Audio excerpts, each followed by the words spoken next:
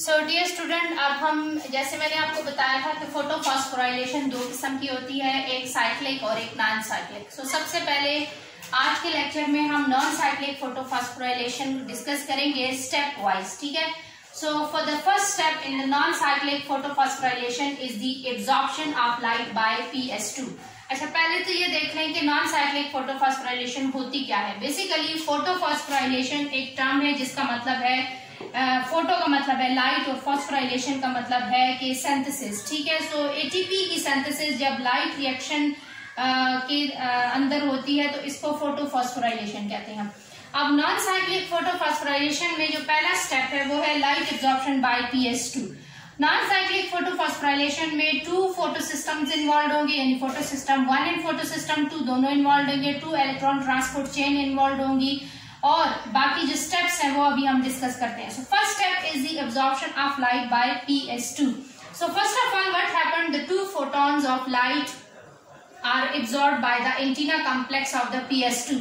सबसे पहले 2 light photon जो है, लाइट के 2 फोटोन स्ट्राइक करते हैं antenna complex of the photo system 2 and then यहाँ पर क्या होता है, electron excited and they move through these pigments, ठीक है। इन एंटीना कॉम्प्लेक्स पिगमेंट्स में इलेक्ट्रॉन्स एक्साइटेड होकर मूव करते हैं।